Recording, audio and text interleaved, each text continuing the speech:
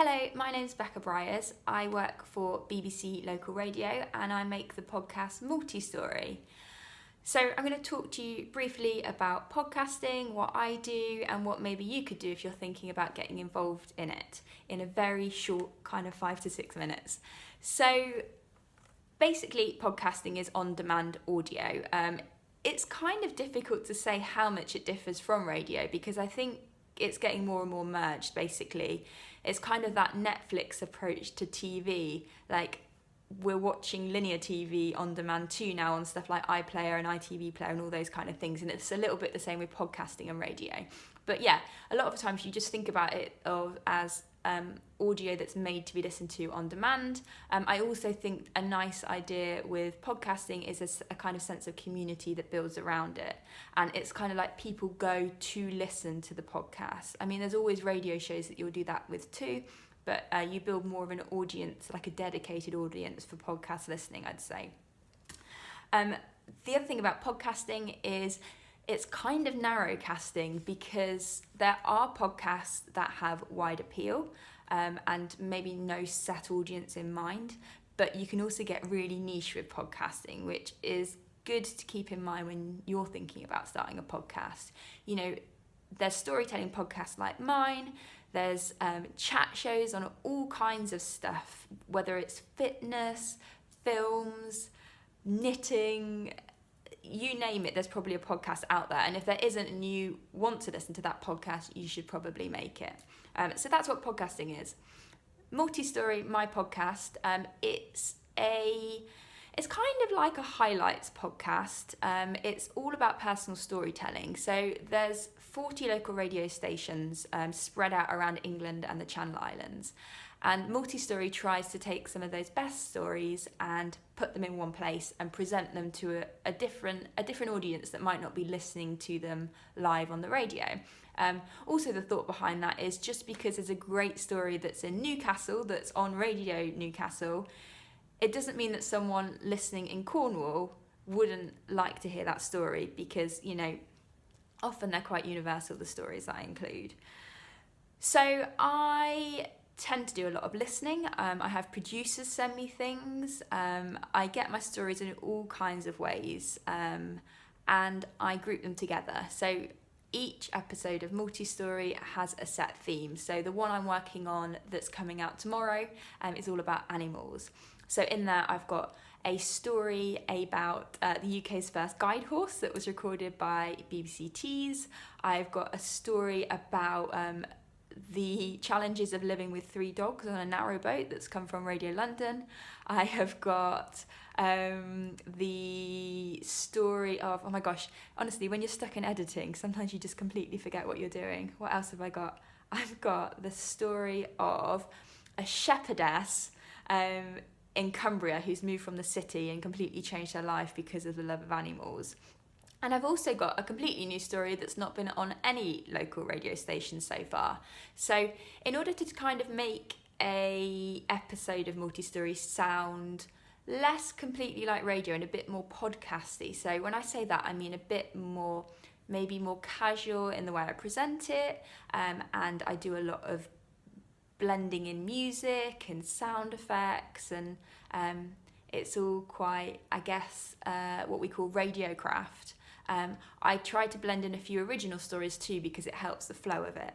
And also the great thing for me is this podcast has been an excuse to go and record some interviews that I might not normally be able to. When I'm working for BBC Radio Leicester, for example, I can only really do stories in this patch, but I've been saving up a few stories of people I've met along the way that I've wanted to record for this.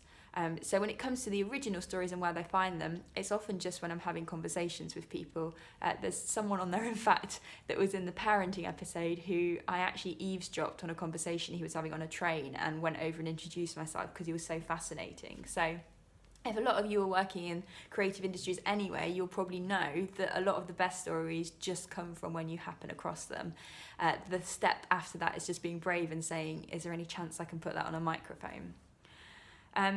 So yeah, I get the stories, put them together, I write script that goes between them. My script is intended to sound like I'm not scripting it, but it is very well scripted.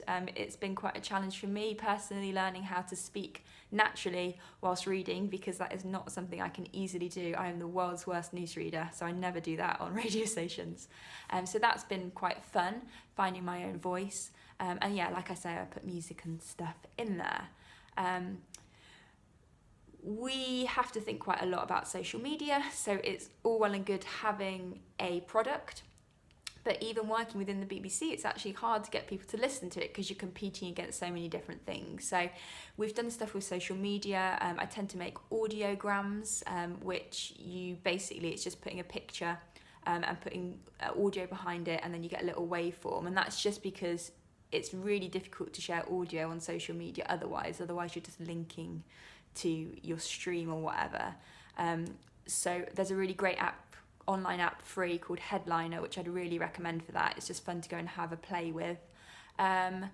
Also, just thinking about other cross-promotion. Getting cross-promotion on other podcasts is the best way to get people to know about your podcast. So for me, a lot of that is just talking to different producers at the BBC, but for you, if you've got a podcast and you want to get it cross-promoted, then get in touch with other podcasts that are similar to you and, offer them maybe, you could each have a different advert on each other's. You could be a guest on their show. I'd really recommend joining some of the online forums for podcasters. So there's a really great one on Facebook called Podcast Support Network. And another UK one, and you've got a real mix of people on there. You've got people who are professional podcasters who've been doing it for years, and you've also got people that don't know where they start, have no audio experience but really passionate, and everyone's kind of on an equal ground, and it's a really lovely space to be in. So I'd really recommend that. And from there as well, they also link out to loads of sites where you can find out about technical things that you need to know, equipment, but also how to get your podcast actually uploaded, and stuff like that. So a few more tips for if you're thinking of starting a podcast. First, do research. So think about what you want your podcast to be, and then see who else is doing that. Now, just because someone else is doing that doesn't mean you shouldn't, because of course you'll do it differently, and just because someone's doing something doesn't mean they're doing it well. So you really need to think, what do you want to get out of the podcast, why you're doing it? Is it just a fun project for you? Are you hoping it will be turn into an actual career for you? Or maybe it's to actually promote some of your other work in a different area. But definitely do the research. I would say it's also good to get lots of feedback and advice. So let people listen to what you're doing and be okay about taking constructive criticism. I guess this is the same in a lot of creative endeavours, but I think it's good to take it on board, but also kind of stay true to what you're trying to make. And yeah, it's just about experimenting too. Podcast audience growth tends to be quite slow because a lot of it comes through word of mouth, which kind of goes back to thinking about how you promote it. But that can kind of be a good thing sometimes, because if you're starting off something completely new, then actually maybe it's better that the first time someone hears something you're doing, it's the 10th episode. I have the advantage, obviously, of having kind of 12, nearly 13 years experience of being a radio producer, which has helped me. But some of the podcasts I love and listen to a lot are made by people who aren't from an audio background, and they have something interesting to say, and they say it in a way that engages me. And although as a radio producer I can be a bit annoying if I find the editing's a bit bad, it can be distracting for me. I don't think the general listener is distracted by it. So I think that was all I was going to say in this short amount of time. I'm sorry I can't be there in person. I'm actually volunteering for National Prison Radio this evening in a show that I make with the BBC, which is very exciting. But it would have been lovely to have been there, at least live. But do feel that you can send me questions or thoughts.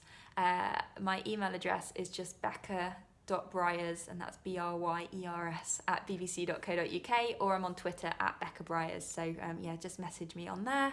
And I hope this hasn't been too rambly, and I hope you have a good rest of the evening.